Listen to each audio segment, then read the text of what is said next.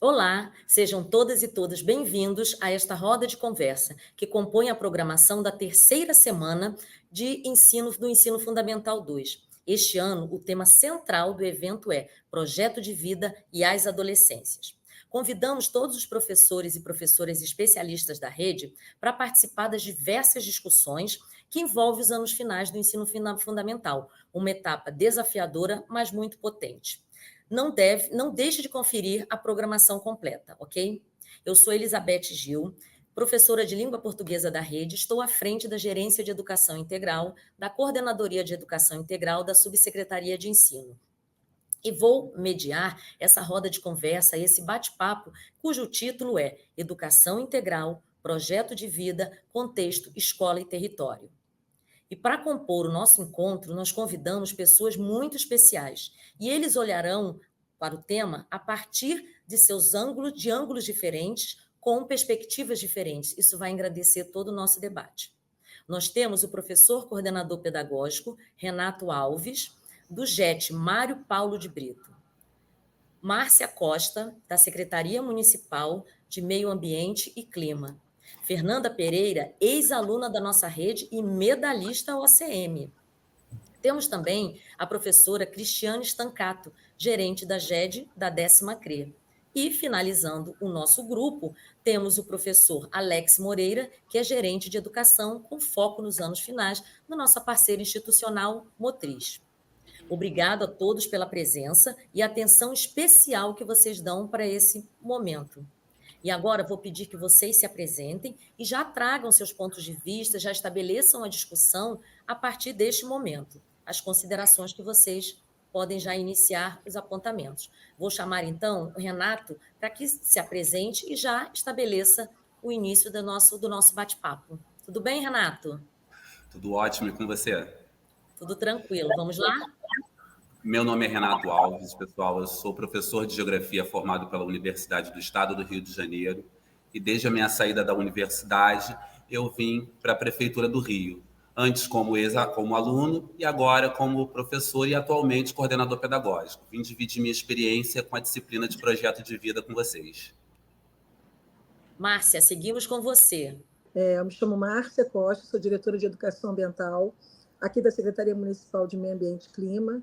E é um prazer estar aqui falando um pouquinho sobre adolescência, projetos de vida, principalmente numa semana tão especial quanto essa, que é a Semana de Meio Ambiente da cidade. Isso aí, desafiador, não é? Como educar para um mundo sustentável no momento que o mundo pede socorro. Bacana a sua participação aqui com a gente.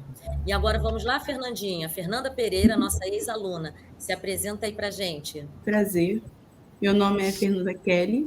Atualmente eu sou estudante do ensino médio, no 3º ano, e eu achei esse ponto, o projeto de vida, um ponto bem interessante.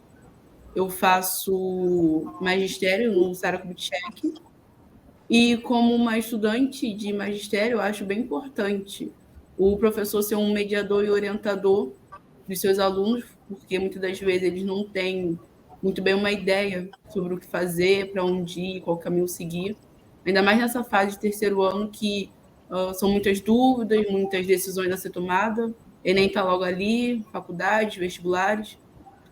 E eu admiro muito a profissão do professor, porque ele realmente deve ser um orientador e mediador nessa fase tão decisiva do aluno. Então, eu achei um ponto bem maneiro para ser conversado hoje. Bacana. E aí, Cris, vamos lá? Vamos lá, eu sou professora Cristiane Stancato, né? Trabalho na 10ª Coordenadoria Regional, hoje como gerente de GED. São realmente muitos desafios, né? Discutir esse tema, a questão das adolescências, né? O projeto de vida, a importância desse movimento que a gente vem fazendo para que o nosso adolescente ele entenda os caminhos que ele precisa percorrer, né?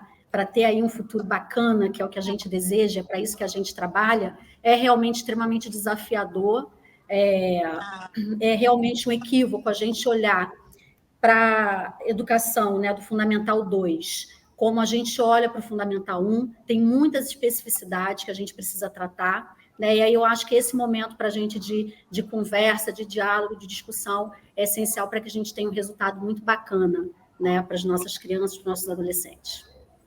Isso aí. Alex, e você? Olá, estou super feliz pelo convite, queria agradecer à secretaria e por essa iniciativa de debater em profundidade, com muitos olhares, essa temática. Eu sou Alex, eu sou gerente de educação aqui na Motriz, que é uma organização do terceiro setor que apoia as secretarias, e eu fui professor por muitos anos na rede pública de São Paulo, trabalhei em secretaria de educação também no município.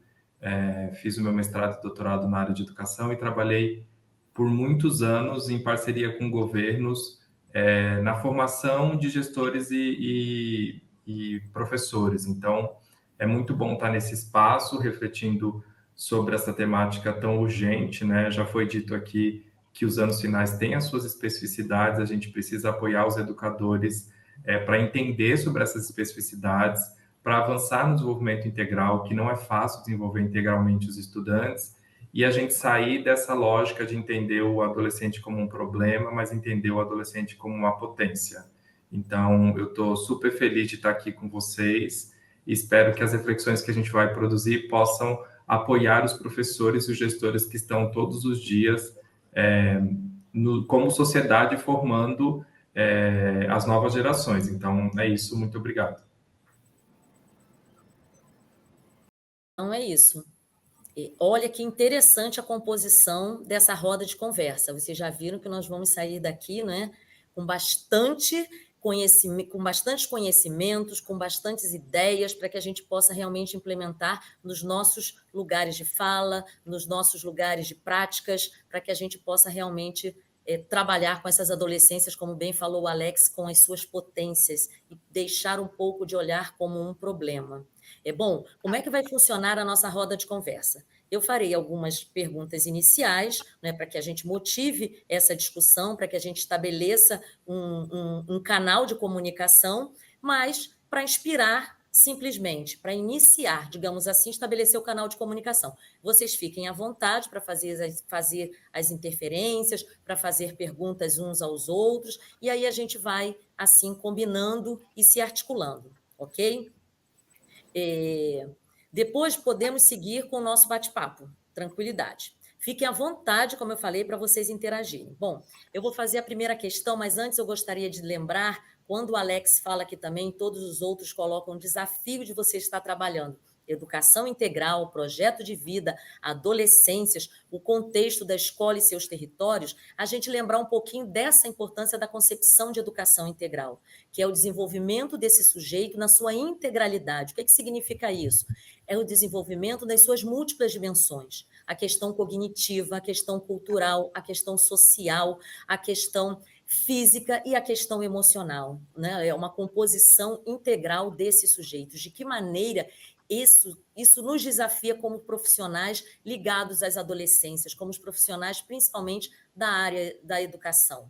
Então, é um pouquinho esse escopo de que a gente vai falar. Essa educação integral, os projetos de vida a serem constituídos e construídos, e isso dentro de um contexto escola e território.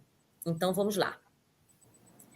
A primeira pergunta que a gente vai lançar aqui, a gente quer saber um pouquinho, Alex e Renato, o que vocês acham, né? Quando a gente olha essa questão do contexto, escola e território, quais são as ações que a gente pode utilizar, que a gente pode desenvolver para engajar esses sujeitos, esses adolescentes, para que eles pensem os seus projetos de vida ao longo da sua formação? O que a gente pode estabelecer aí como projetos nesses territórios, na escola? O que a gente pode falar um pouquinho sobre isso? Eu acredito que a gente precisa começar a entender que o projeto de vida ele integra as diferentes áreas do conhecimento e também incorpora experiências dentro e fora da escola. Então, é um momento que a gente precisa, é uma disciplina e um momento onde a gente precisa sentar com o docente, com o aluno e com a comunidade. Porque esse projeto de vida, em 10, 15 ou 20 anos, ele se tornará tangível dentro das nossas ruas, das nossas escolas e das nossas comunidades. Eu acho que esse é o primeiro ponto que a gente precisa levantar, é pensar a integração dessa disciplina. Bacana. É importante isso que você falou, porque o projeto de vida, como componente curricular, ele é atravessado, ele precisa ser articulado com todos os outros componentes que estabelecem uma matriz curricular, precisa ser pensado em toda a sua composição curricular, principalmente quando a gente fala na questão da concepção das múltiplas dimensões que compõem esse sujeito. Bacana.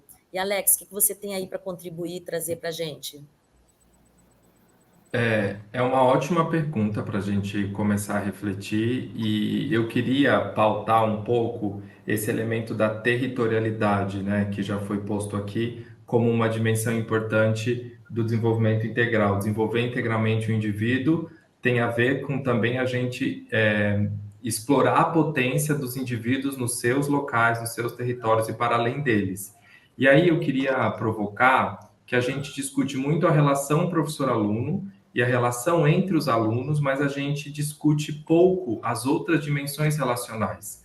Então, eu comigo mesmo, então, a gente, quando fala sobre desenvolvimento integral, é explorar com os estudantes a própria identidade, os desejos, os seus sistemas de crença.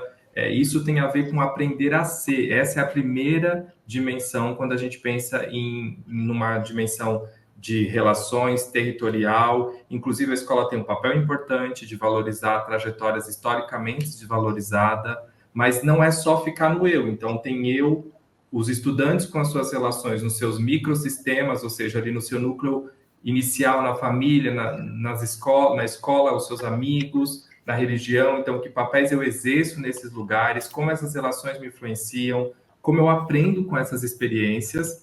E aí tem uma outra dimensão, e aí a gente está falando de territórios aqui, que é quando esses microsistemas se interrelacionam. Então, a relação da minha família com a escola são dois sistemas que estão se relacionando e também produzem impacto e influência nos estudantes. E é importante a escola apoiar os alunos a compreender essas relações e entender como eles também influenciam e interferem. E aí a gente pode ir muito além. A comunidade, os sistemas aos quais os estudantes estão, mas eles não se relacionam diretamente. Então, aonde os pais trabalham, isso afeta o modo de pensar daquela família, os tempos daquelas famílias. Então, isso também produz um impacto significativo nos estudantes. E, para além disso, os macrosistemas, ou seja, as estruturas nas quais a gente está, de sociedade, política. Então, isso aqui tem uma dimensão para trabalho transversal, transdisciplinar. Hoje, por exemplo, a gente vive tempos de supervalorização dos indivíduos em detrimento de valores sociais.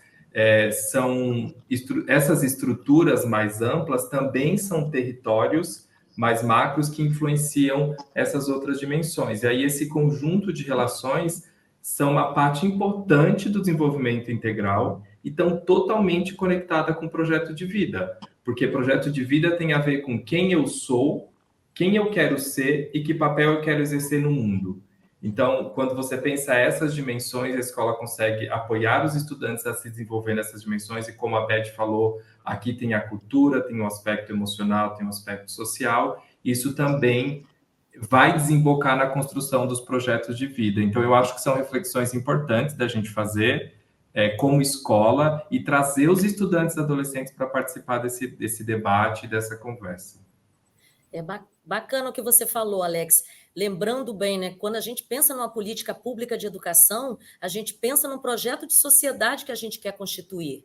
Então, isso é muito importante. Quando a gente pensa que o projeto de vida é um componente curricular, é um elemento central para que ele comece a estabelecer, né, como você falou, a constituição e a construção das suas identidades. Depois ele estabelece as relações com o outro, esse outro pode ser as relações mais próximas ou a relação com o próprio território e a comunidade, e daí você vai espraiando e ganhando o mundo, e aí a gente pode falar em protagonismo, na constituição de um sujeito democrático, crítico, reflexivo, que vai constituir, com certeza, uma sociedade mais democrática, com equidade e com todos aqueles adjetivos que a gente entende como direitos e como coisas importantes para que a gente estabeleça boas relações e desenvolvimento. Obrigada, né? Então, a pergunta agora, que a gente vai fazer uma pergunta para Márcia e para a Cristiane, que elas podem interagir aí com a gente, é sobre a questão de considerar as experiências de vocês. De que maneira, quando a gente pensa um projeto de vida, numa perspectiva de educação integral, quais são as questões que vocês destacariam, importantes para a gente constituir esse projeto de vida, que isso parta, digamos assim, das próprias experiências de vocês, das narrativas, das constituições das suas histórias de vida?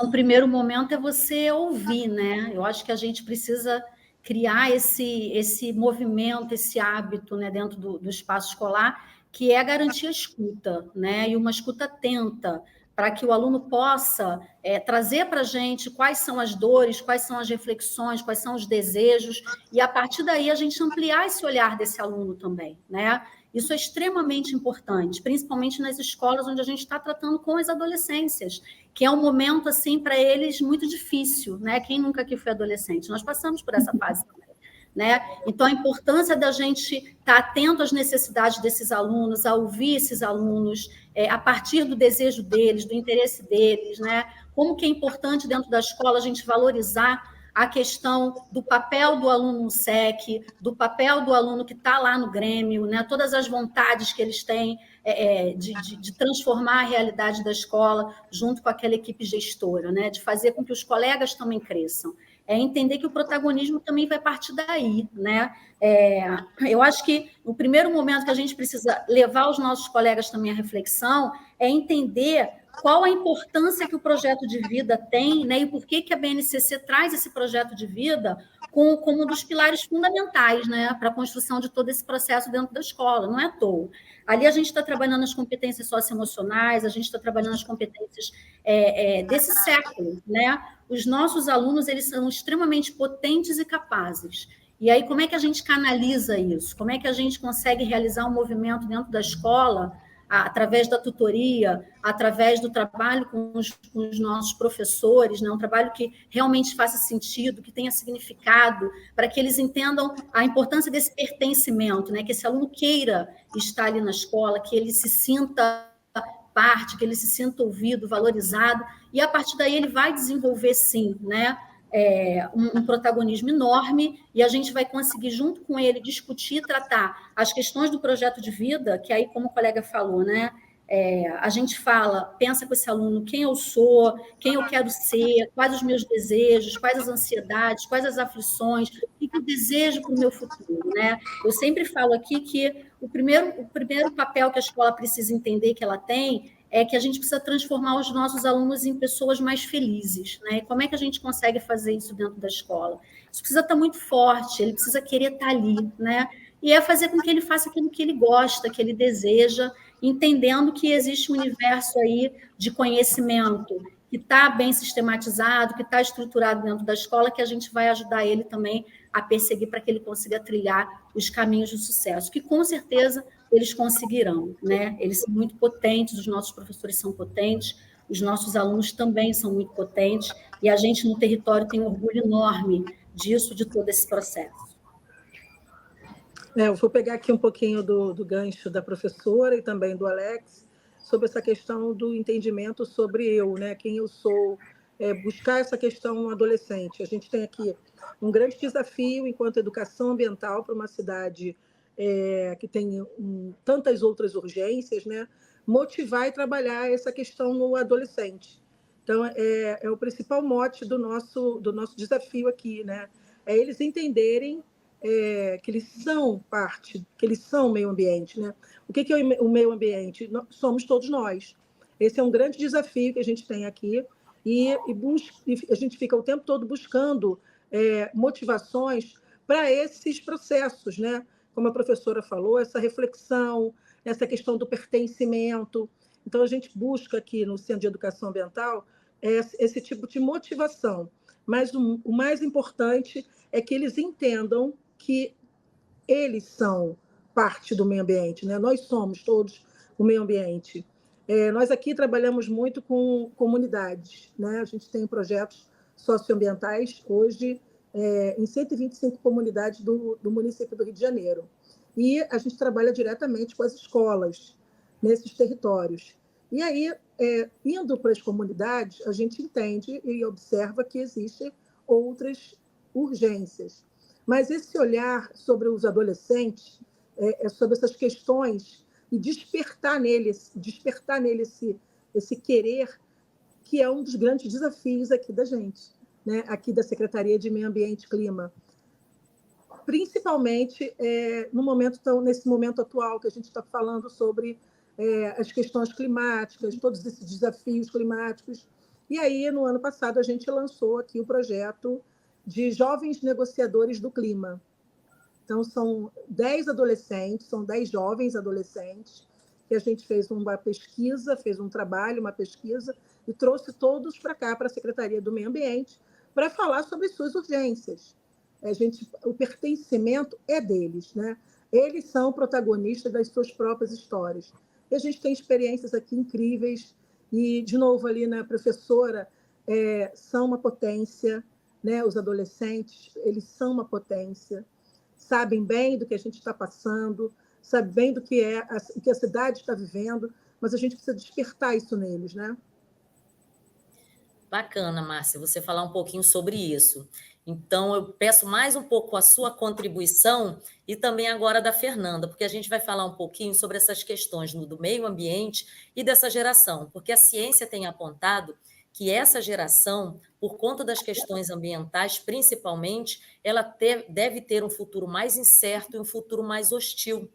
Como é que você vê isso em relação às ações educativas do meio ambiente? E, Fernanda, de que maneira isso, como essa geração, né, futura, de que maneira isso te afeta, isso te atravessa? Como é que você se coloca nesse papel de sujeito integral, de adolescente, com esse futuro aí apontado pela ciência?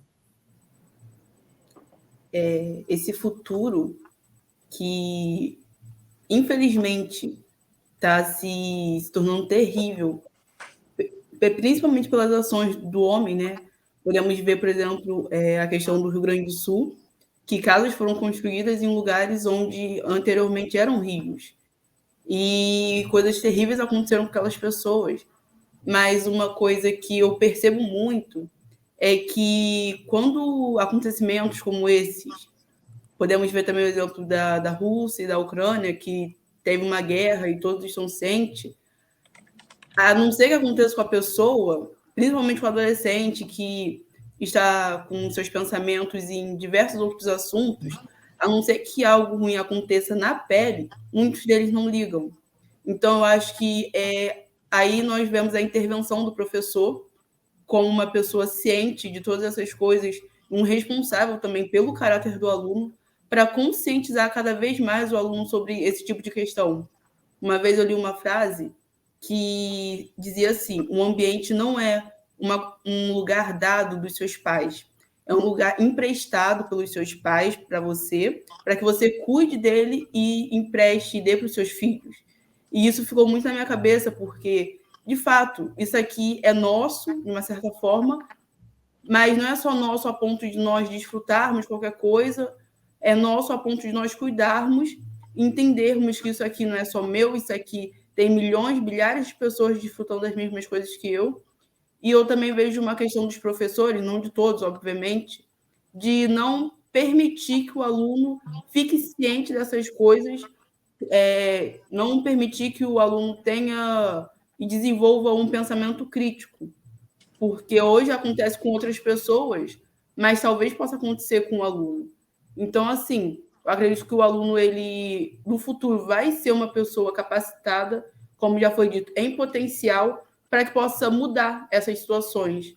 Então, desde já, eu acredito muito na questão da educação, no sentido de desenvolver, criar pensamento crítico acerca dessas coisas, desses eventos que têm acontecido em todos os lugares do mundo. É isso, perfeito. E você, Márcia, em relação a essas questões aí desse futuro incerto para essa geração, como é que a gente pode pensar isso nas relações constituídas dentro das unidades escolares, nos projetos educativos que vocês desenvolvem aí? A fala da Fernanda ela é ótima e importante, porque assim, a gente aqui na Secretaria de Meio Ambiente, especialmente aqui no Centro de Educação Ambiental, a gente está sempre buscando oferecer aos alunos, tanto os alunos da rede pública, que a gente atende desde da primeira infância até o EJA, né? A gente atende a todo mundo, o desenvolvimento desse pensamento crítico, né? A gente coloca em questão todo esse trabalho de pesquisa dos nossos técnicos aqui da Secretaria, nos diversos setores que a gente tem aqui, tanto nos setores de monitoramento da qualidade do ar, nas questões da gerência de reflorestamento, de mapeamento, de fiscalização e controle ambiental. Sobre isso, entendeu? A gente tem os dados, a gente tem todas as informações, a gente coloca à disposição nos nossos debates, nos nossos encontros, nas nossas rodas de conversa, porque eu acho que é importante a formação do pensamento crítico e trazer esses jovens, esses adolescentes, para o debate, para a conversa, para torná-los protagonistas mesmo das suas histórias. Porque assim, a gente não vai estar aqui, mas são eles que vão receber aí um planeta muito mais hostil como esse, como estamos agora, mas que a gente consiga trazê-los para o debate. Então, assim, o programa Jovens Negociadores pelo Clima, ele foi uma urgência que a gente entendeu que era desses adolescentes. Então, a gente abriu esse processo aqui na Secretaria de Meio Ambiente e trouxe esses jovens e esses adolescentes aqui, para esse debate, para essa conversa. E para que eles participem dessa criação de políticas públicas, para uma cidade mais resiliente e uma cidade em que vai recebê-los. Então, é muito pertinente a fala da Fernanda e eu acho que eu espero ela aqui, hein? O que você acha? Excelente. Fernanda? O convite está aí, já aceitei, já. Muito bom. Constituindo novos projetos de vida, né, Fernanda? Agora, Renato e Alex, falem um pouquinho sobre essa questão da função social da escola, sobre esses desafios que nós temos aí para o futuro, diante de uma sociedade contemporânea, atravessada, conectada pela tecnologia. Como é que a gente pode pensar projetos de vida e adolescências a partir desses desafios contemporâneos da tecnologia? Nós inauguramos o JET agora em fevereiro, e eu optei por segmentar a escola colocando um eixo mais tradicional e um outro eixo mais alinhado a todas as questões que a contemporaneidade vem apresentando para a gente. E é interessantíssimo que, aonde nós optamos pelo tradicional, os alunos estão tendo muito mais dificuldade de se aliar à realidade que eles estão encontrando lá fora. E as turmas que nós colocamos para protagonizar suas atividades, elas têm trazido respostas, feedbacks maravilhosos para a gente. A gente começou o ano organizando grupamentos de alunos, dividindo esses grupamentos, e aí eu fui distribuindo esses alunos dentro da escola com funções específicas. E eu fui conversando com eles, eu falei, olha só, hoje são vocês que vão ensinar, hoje são vocês que vão ajudar a ver o que está acontecendo na cozinha. Hoje eu fui levando esses alunos para os diversos ambientes da escola.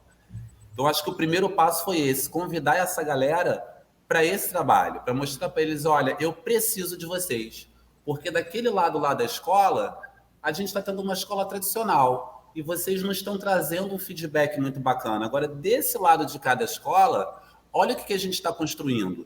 E, assim, enquanto coordenador pedagógico, é muito claro ver que a galera que está trabalhando lá no tradicional, ainda está indo para a sala de aula, fica ali na cópia, é uma galera que não conseguiu desenvolver determinadas capacidades e habilidades que eles vão precisar do futuro.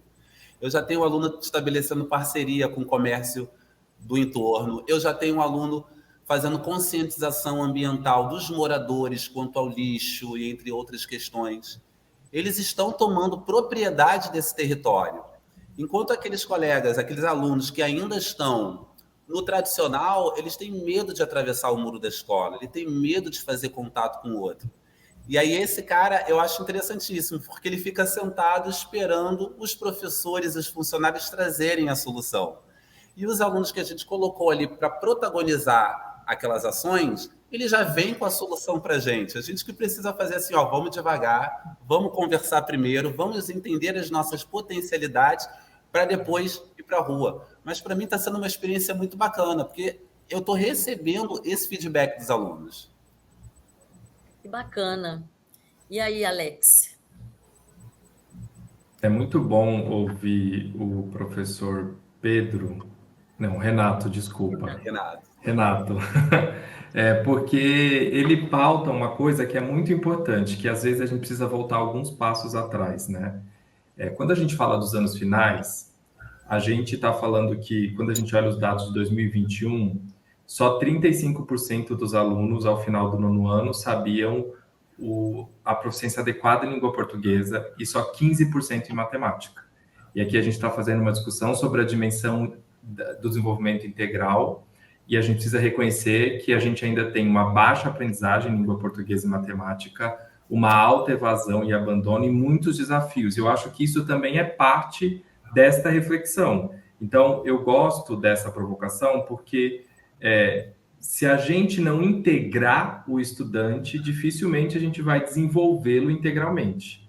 Então, o primeiro passo é ele fazer parte, ele participar desse projeto, ele estar na escola, para a gente poder ter as condições de desenvolvê-lo integralmente.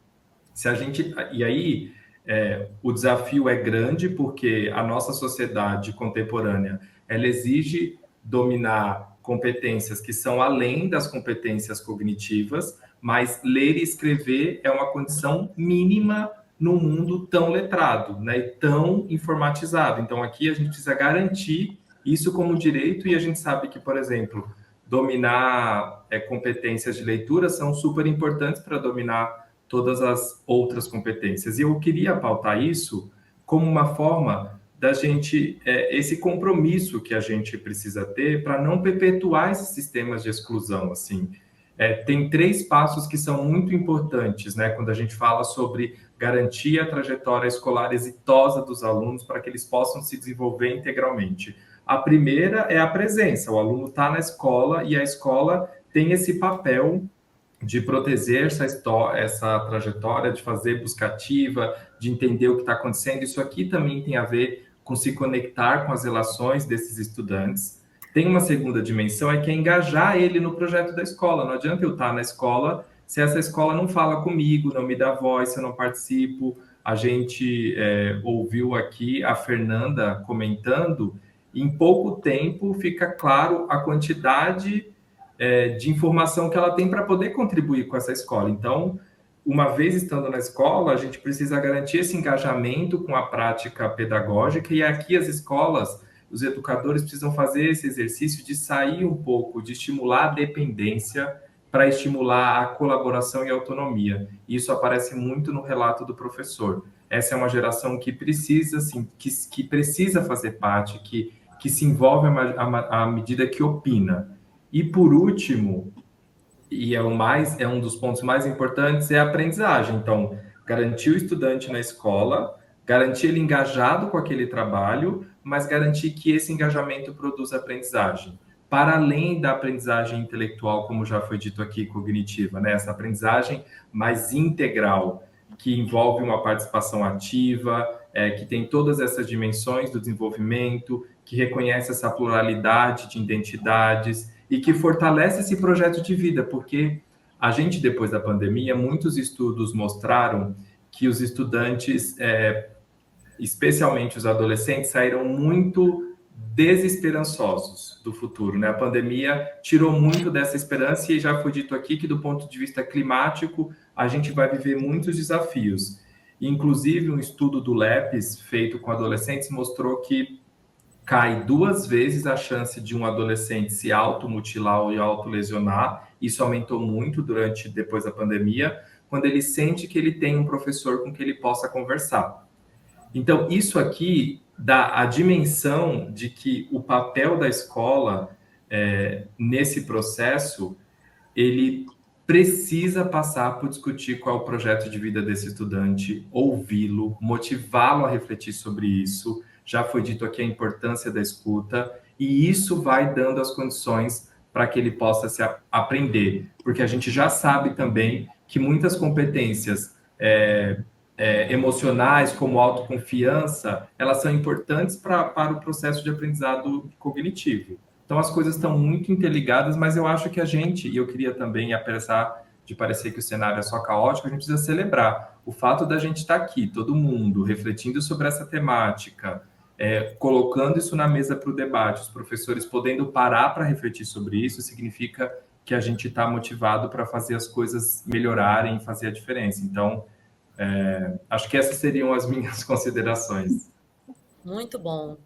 Cris, agora já que o Alex trouxe, né, um pouquinho disso que a escola precisa congregar, agregar e qualificar dentro do seu espaço escolar, em toda essa trajetória para que a gente tenha esses resultados de aprendizagem junto, articulado com o projeto de vida a ser desenvolvido, fala para a gente um pouquinho sobre que projetos têm sido assim essenciais, têm despontados no território e que mais têm enganjado os alunos e contribuído para a constituição mesmo do projeto de vida deles e do desenvolvimento na sua integralidade. O primeiro movimento que a gente vem fazendo é realmente um movimento de escuta, tá? E aí é um movimento de escuta não só com a equipe gestora da unidade escolar, né, das unidades escolares e dos alunos, mas também uma escuta com relação aos professores, né? De que maneira, e aí a gente tem feito isso intensamente aqui com o nosso GT, né, nosso grupo de trabalho dos professores de ensino fundamental 2, e aí a gente vem conversando muito e fazendo muitas reflexões sobre isso, né? De que maneira que a gente consegue engajar esses alunos com os projetos que a escola vem trazendo hoje, vem desenvolvendo, para que a gente consiga ter um resultado melhor nas questões de aprendizagem, né? E aí eu acho que são reflexões que a gente precisa estar fazendo todos os dias no nosso cotidiano. Nós temos muitos projetos, né, que vêm trazendo aí para os alunos motivadores, né? São projetos motivadores, a gente tem isso também dentro das eletivas, eu acho que é um barato, né? A questão do projeto de vida, ela ajuda muito a gente nesse sentido, porque ela faz com que o aluno reflita, inclusive, sobre o papel que a escola tem, né? Por que eu estou na escola? O que eu estou fazendo aqui? O que eu pretendo? Quais são as minhas possibilidades? E aí eu acho que isso ajuda. E você ter uma escola agitada, uma escola movimentada, no sentido de uma escola que consegue trazer aquilo que é desejo do adolescente, faz muita diferença, porque você garante a frequência. E você garantindo a frequência, você garante que você vai conseguir realizar um trabalho sistematizado, né? Com uma didática bacana. A mediação do professor, ela faz toda a diferença em sala de aula para a garantia da aprendizagem. A gente sabe que os desafios são enormes. Nós tivemos um primeiro bimestre, enquanto rede, enquanto coordenadoria, com resultados pedagógicos extremamente desafiadores, mas eu entendo que a gente não pode desanimar e nem ficar desmotivado de forma alguma com esses resultados, né? Esses resultados são indicadores importantes que a gente precisa olhar com muito carinho, a gente precisa entender quais as habilidades, né, essenciais, estruturantes, que a gente vai precisar revisitar. E aí eu estou falando, de repente, de um aluno que está no 8º ano, eu vou estar revisitando com ele uma habilidade estruturante do 4º e do 5º. Né? E isso não tem problema algum. Eu entendendo como é que esse movimento precisa ser feito, eu vou conseguir transformar a realidade que eu tenho hoje enquanto desempenho, e é isso que a gente vem buscando, né? Enquanto rede, enquanto secretaria, não só enquanto coordenadoria, com ações que sejam assertivas, né? Com professores extremamente conscientes daquilo que a gente está vivendo, do momento que a gente está vivendo, engajados também nesse movimento junto com a gente. Por isso eu entendo que uma das propostas de a gente ter um GT de professores de Fundamental 2 dentro da coordenadoria vem ajudando muito a gente a entender esse movimento e faz com que eles cheguem na escola também, né, pensando e refletindo esses resultados e propondo projetos que façam sentido para esse adolescente e que ajudem ele nesse desenvolvimento. Aí eu vou falar para vocês assim, nós temos uma coordenadoria hoje com mais de 90 mil alunos, né, a 10ª CRE, com mais de 90 mil alunos. Só no turno único nós temos mais de 32 mil alunos aqui no território, né? E aí realmente são projetos diversos. Eu tenho escolas que têm projetos voltados para a música, que têm ajudado muito a gente a garantir uma frequência e, com isso, uma melhoria também nos nossos resultados. A gente tem escolas que têm projetos de dança fortíssimos, a gente tem escola com teatro, a gente tem escola com projetos de gamer, a gente tem escola... Então, assim, uma infinidade de projetos, mas para você estar desenvolvendo isso, você realmente precisa aprimorar a escuta. É o cara, é o aluno que vai dizer para você quais são os desejos, as vontades, os anseios, o que ele quer para o futuro, e entender, né, que a realidade daquele território vai trazer também uma marca na hora da escola e dos professores pensarem esse projeto. E aí eu não estou falando só de projetos pedagógicos, não, eu estou falando de um projeto político-pedagógico forte, né, que faça sentido para aquela comunidade escolar, que tem esse desejo, essa vontade de transformar mesmo a realidade. Né? E aí você transformando a realidade daquele grupo de alunos que estão com você ao longo do tempo, você transforma a realidade dos filhos deles, e você transforma a realidade dos netos, né? E com isso você vai transformando uma sociedade, fazendo com que a sociedade ela também se estruture melhor, né? Então, assim, a gente realmente acredita que a educação transforma, a gente trabalha muito no sentido de garantir a aprendizagem de todos. Os desafios eles estão aí, mas a gente precisa enfrentar, né? Com muita serenidade, com muito equilíbrio, estudando sempre, né, a melhor forma de atender a necessidade que os nossos jovens, que os nossos adolescentes têm. Isso é muito importante para a gente. E entendendo também o que cada professor traz de potência para dentro da escola. E como cada um desses professores dentro da escola vai poder ajudar nesse movimento de transformação. Porque cada professor também tem uma habilidade diferente e vai chegar de uma forma diferente em cada um dos alunos, né? Então, assim, é um território extremamente diverso que a gente tem, extremamente potente, mas, ao mesmo tempo, também, apesar dos desafios e das dificuldades que nós temos, e são muitas, né? Principalmente questões aí sociais que a gente enfrenta, seríssimas, né? A gente tem também um grupo bastante motivado, né? Para fazer acontecer e transformar, até porque os nossos alunos eles merecem sempre o melhor, né? E é o nosso papel trazer aquilo que a gente tem de melhor. Essas discussões elas são fundamentais para que a gente consiga crescer junto com eles, né? Não são só eles que aprendem, a gente também aprende todos os dias, e isso para a gente é motivo de orgulho. É isso aí. Bem bacana que a gente tem, né, o que você falou e marcou muito aí a questão desse, digamos assim, de um trabalho coletivo dentro dessa diversidade, contemplando essa diversidade, né, porque a constituição do sujeito integral é isso, esse mosaico como nós estamos aqui. Se a gente parar para pensar na formação de cada um de nós aqui, dos espaços que nós ocupamos, de onde nós falamos nesse momento, a gente vai ver a diversidade nesse micro, digamos assim, encontro que nós estamos estabelecendo aqui. Você imagine numa unidade escolar, como você falou, num território como o que você gerencia agora, com tantas vidas, com tantos sujeitos. Agora, já que a gente falou também tanto em transformação de vida, e você trouxe esse exemplo aí a partir da própria escola que tem esse papel, vamos ouvir um pouquinho quem teve a vida transformada, né? Quem teve um projeto de vida modificado, né, Fernanda? Fala aí para a gente como é que foi essa conquista da medalha no OCM e essa conquista, digamos assim, da matemática na sua vida, no seu projeto de vida. Conta um pouquinho para a gente sobre isso.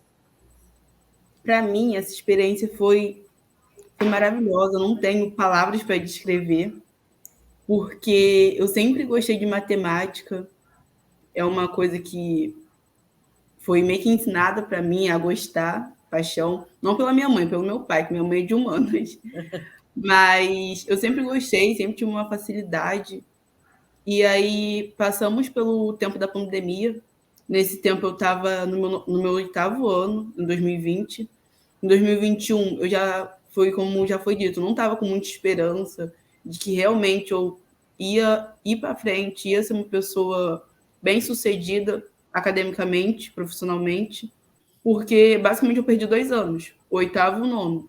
E chegar no primeiro sem esse tipo de conhecimento foi muito complicado. E aí, no 9º ano, foi ensino híbrido. Um pouco eu ficava na escola, um pouco eu ficava em casa. E para o fim do ano, mais ou menos em novembro, eu fui fazer a prova de matemática. Vou ser sincera, eu não sabia do prêmio, não sabia nem quem tinha prêmio. Eu achei que fosse aquelas provas que tem quando um aluno acaba um período, um segmento, para avaliar a escola. Achei que só o nono ano estava fazendo esse tipo de prova. E aí chegou no meu primeiro ano, eu fui estudar no SARA, no Instituto de Educação SARA. E aí, mais ou menos, fim de julho, minha família recebeu uma ligação, foi pelo meu irmão, recebeu uma ligação da minha escola, que foi a Escola Municipal Barão de Santa Margarida, falando que a aluna Fernanda Kelly tinha passado. E aí eu fiquei assim, passado por quê? Não entendi.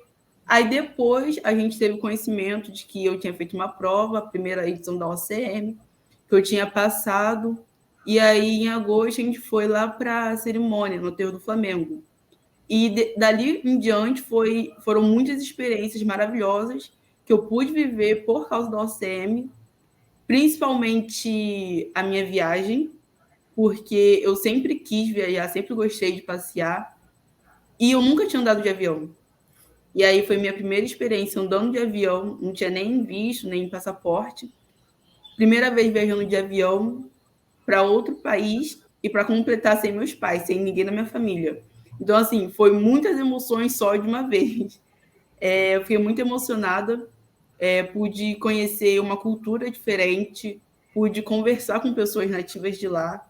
Foi uma experiência, assim, muito marcante para mim, porque muitas coisas aconteceram até eu chegar no momento de pensar, caraca, isso aconteceu, não vou conseguir prosseguir, não vou conseguir ser capaz, não vou conseguir, estou muito atrasada. Mas aí, depois que eu ganhei a prova, eu fiquei, caraca, ainda tem jeito, ainda tenho chance. E aí foi um baque para mim, foi um choque de realidade e alterou meu projeto de vida, porque eu pretendo fazer muito mais coisas por causa do meu prêmio. Por exemplo, pretendo voltar mais vezes lá, coisa que, assim, nunca que eu ia pensar. Eu até pensava, mas, assim, não tinha aquela esperança de realmente conseguir, e agora eu tenho. Então, assim, para mim, ganhar na OCM não foi só um marco no sentido de eu viajar, foi uma elevação na minha autoestima, mais uma amostra de que eu sou capaz, de que eu posso conseguir. E, assim, foi tudo com o apoio da minha família, da escola, que eu fiz a prova também, a Barão de Santa Margarida, com os meus amigos, familiares. Todo mundo estava muito feliz por mim. E aí eu vi que eu sou capaz, mas eu também tenho apoio. E esse apoio para mim foi fundamental, em especial a minha família, né, meus pais e meus irmãos, que estavam sempre ali na linha de frente comigo. Precisavam ir no aeroporto, eles estavam comigo, principalmente minha mãe, está aqui assistindo a live, está aqui comigo. Toda vez que precisava fazer alguma coisa, correr atrás de documento, ela estava comigo. Então, assim, foi mais uma representação de que eu consigo e que a minha família está ali comigo, meus familiares, a escola Barão de Santa Margarida também. Foi um momento histórico para mim e eu vou levar isso para a vida.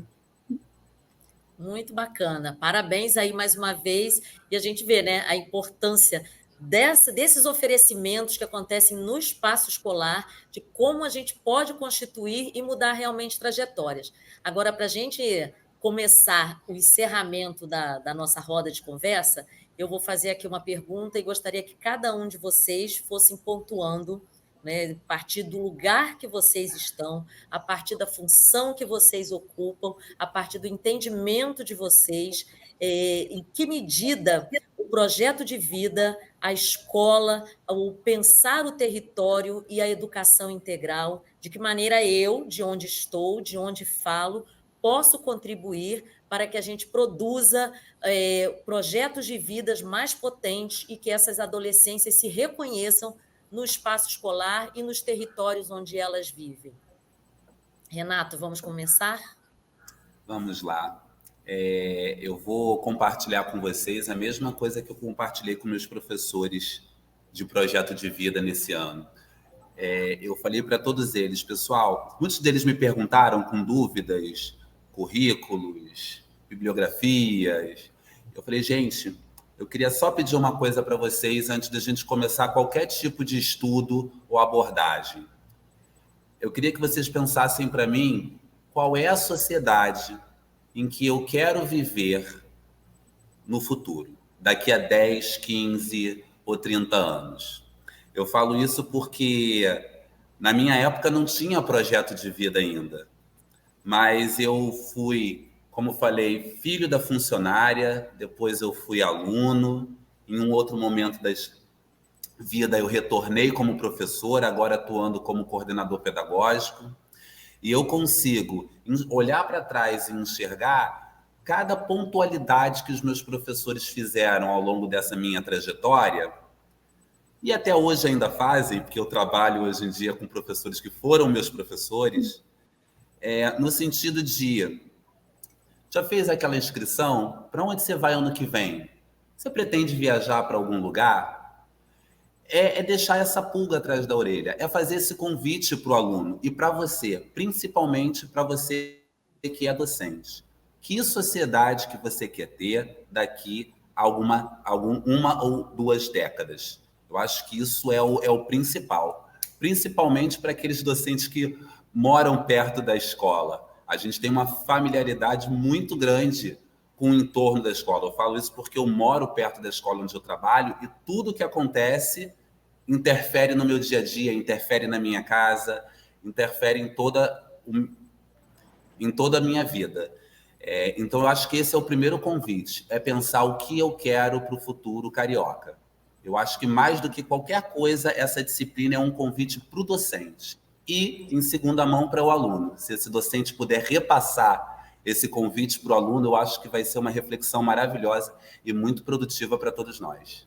Muito bom. Vamos lá, Alex? Vamos lá. Eu estou aqui bem emocionado, porque eu vi a Fernanda, é uma lição, assim. Fernanda, muito obrigado. Eu me vi muito no seu relato. Eu estudei em escola pública a minha vida inteira, assim, de educação infantil ao ensino médio, e eu acho que esse exercício que a secretaria está fazendo de ouvir o estudante é fundamental em fóruns como esse, porque a gente fala tanto da escuta, mas a gente precisa abrir espaço. Acho que eu queria só fazer um pequeno comentário. Ver mais mulheres, né, meninas nas exatas, que é um mito, né, de que matemática não é para meninos, uma mulher negra de escola pública, vindo de um ensino fundamental na pandemia. Acho que o relato da Fernanda é muito potente, porque ele fala muito sobre como as coisas são possíveis. E vivendo essa experiência que ela viveu, o mundo dela se expandiu, ela deu o relato aqui, por ter continuado nos estudos e por ter o apoio da escola e da família, que também são 2 núcleos muito importantes. Eu gostei muito de uma frase que você falou, Fernanda, de que isso valorizou sua autoestima. E aqui a gente está falando de desenvolvimento integral. Fazer os estudantes acreditarem que eles podem, isso faz muita diferença. Isso não é papo de coach. Isso é neurociência pura. Então, eu queria muito agradecer pelo relato da Fernanda, que me deixou bem emocionado. E eu acho que o que eu posso fazer, respondendo a pergunta, é seguir fazendo o que eu tenho feito toda a minha vida, assim. Eu tive a oportunidade de ir para pesquisa, fiz mestrado, fiz doutorado fora, também vindo de um estudante da periferia de São Paulo, perdi meus pais super cedo, e eu vi que a escola foi o estudo foi o meu escudo, foi o que me protegeu e me possibilitou romper muitas bolhas das quais eu vim, ampliando o meu mundo.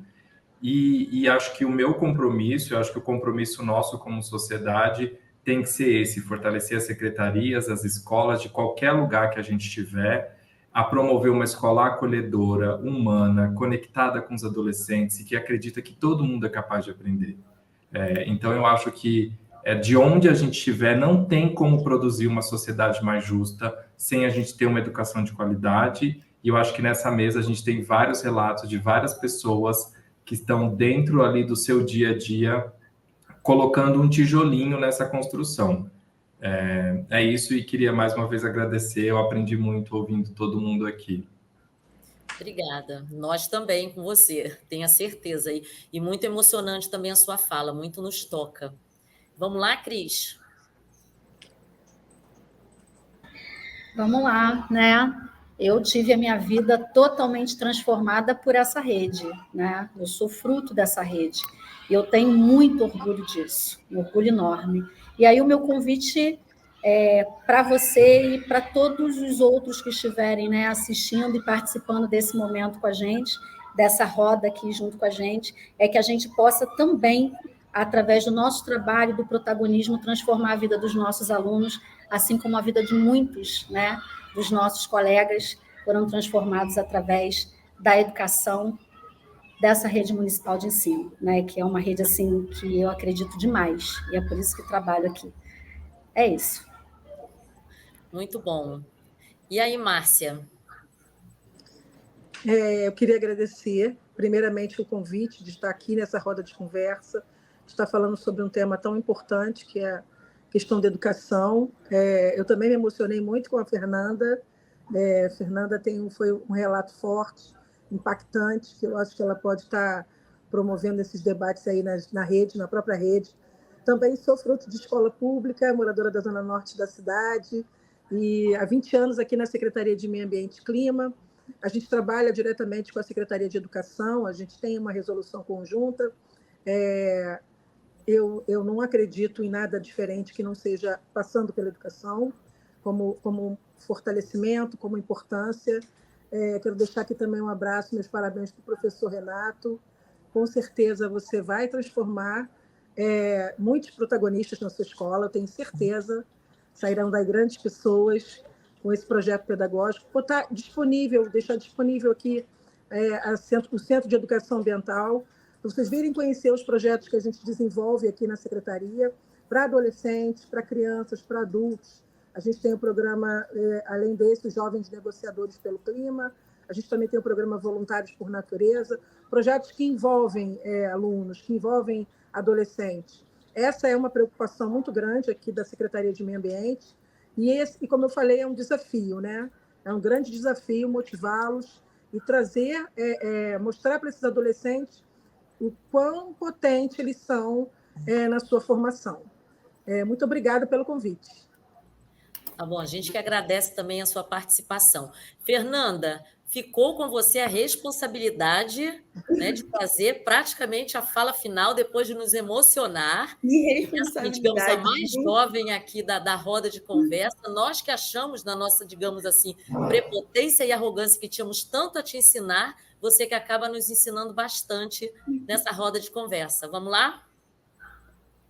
Como uma futura profissional docente, eu pretendo trabalhar com educação infantil e anos iniciais, do primeiro ao quinto ano. Eu vejo muito que uma forma de contribuir com a educação, primeiro é a questão da escuta, como aqui também já foi falado, e a metodologia de Paulo Freire, que é uma metodologia que eu gosto bastante, que vem falar sobre temas geradores, que é você ouvir o seu educando e você prestar atenção nele, entender quais são os interesses dele e fazer daquilo um ponto de partida para você ensinar. Uma coisa que eu vejo muito, a questão da escola, de alguns professores, é de separar a realidade do aluno com as matérias ensinadas, com aquilo que deve ser ensinado. E eu, como uma futura professora, eu quero fazer totalmente o contrário. Porque o nosso cérebro tem uma capacidade de aprender com base naquilo que ele acha que é necessário. E eu, como uma futura profissional dos anos iniciais da educação infantil, em momento algum eu posso passar uma informação que é válida, mas ter a noção de que o meu aluno não está aprendendo. Eu preciso adaptar a minha metodologia e permitir que ela seja eficaz para que aquilo que eu preciso passar, o aluno de fato aprenda. E eu sei que quando for professora vai ter a questão do ensino-aprendizagem, e da mesma forma como eu sou um pouco mais nova que vocês, eu estou ensinando, vocês aqui também estão me ensinando, eu creio que assim também será quando eu for professora. E essa, na verdade, será uma forma deles contribuírem também comigo. Muito bom. Muito obrigada. Nós que agradecemos também. Então, gente, a gente vai encerrando aqui a nossa roda de conversa, agradecendo a todos vocês que estão aqui participando, aos nossos convidados em especial, né? E eu acho que a gente tira uma grande lição dessa diversidade de pessoas que estão aqui nessa roda de conversa, principalmente o acreditar. Quando a gente fala na educação integral, no desenvolvimento desse sujeito, nas suas múltiplas dimensões e integralidade, eu acho que o que vem antes de tudo isso é a crença no ser humano, nas possibilidades que esse ser humano tem e como nós podemos contribuir para isso. Como eu falei, cada um de nós, no espaço que nós estamos, na função que ocupamos, temos esse poder.